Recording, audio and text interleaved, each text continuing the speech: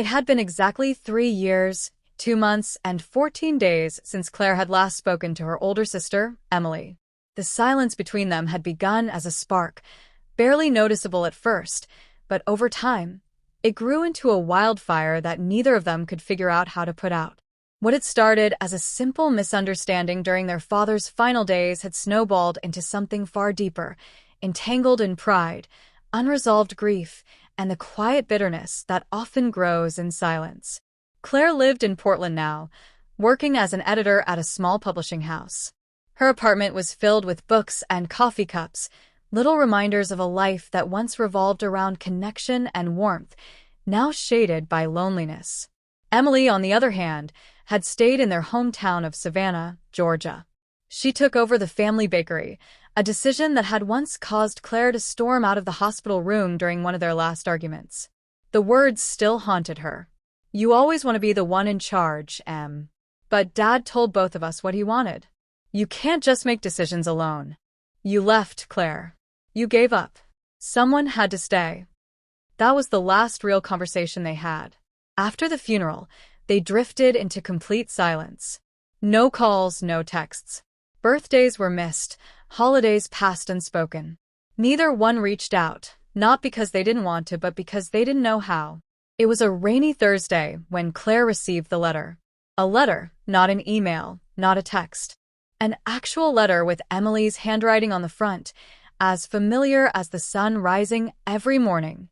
Claire almost didn't open it. She stared at it on her kitchen table for hours before finally tearing the envelope. It was simple. "Claire, I'm not good with words anymore, but I think silence has spoken more than we ever could. I miss you. If you ever feel the same, come home. I'll be at the bakery Saturday. Maybe we can talk. Or not. We could just sit. I think that would be enough. Love, Em." Claire read the letter 5 times. Her hands trembled as she folded it back up. Something about the letter, its quiet vulnerability, broke something loose inside her. She hadn't cried in over a year. That night, she cried until she couldn't see straight. By Saturday morning, Claire was on a flight to Savannah. The city hadn't changed much. The moss-covered trees, the quiet streets, the familiar blend of warmth and nostalgia, it all wrapped around her like a long-lost blanket. As she stood in front of the bakery, her breath caught in her throat. It looked just as she remembered. The pink awning, the wooden sign that read "Sweet Beginnings," the flower boxes on the windows. She stepped inside. A bell jingled overhead, and the scent of fresh cinnamon rolls and coffee hit her instantly. Behind the counter, Emily stood with her back to the door, frosting a batch of cupcakes. Her hair was pulled up in the same messy bun she always wore when she baked. Claire's voice caught, but she didn't need to speak.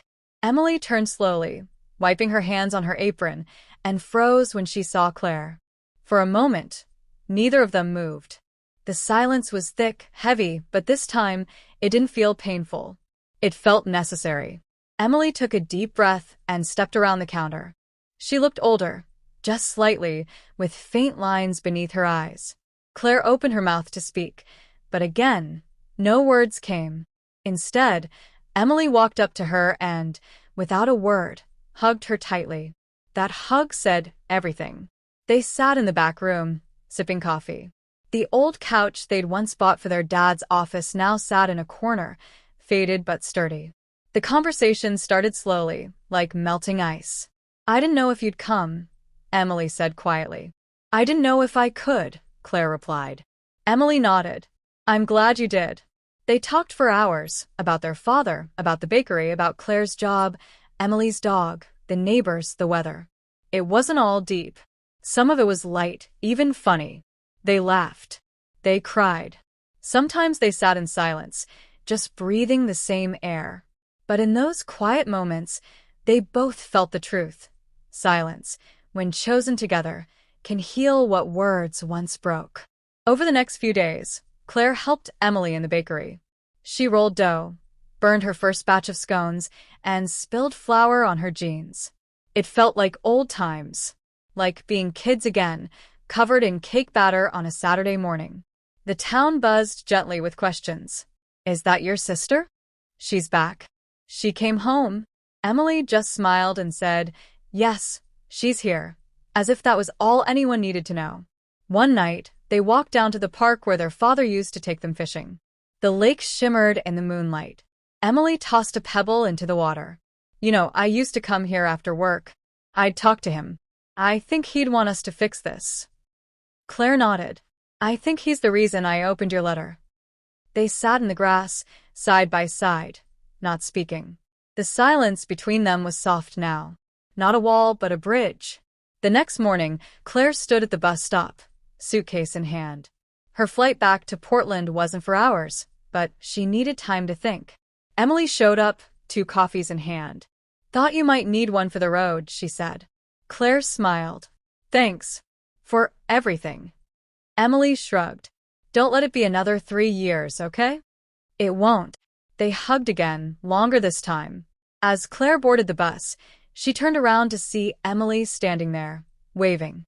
It felt like something had been restored, not just between them, but within her. Back in Portland, Claire found herself looking out the window more, listening, paying attention to the quiet things. She wrote Emily a letter every week, sometimes short, sometimes rambling, sometimes just a recipe or a quote. Emily wrote back. They started a tradition. Once every few months, they'd meet in a new city.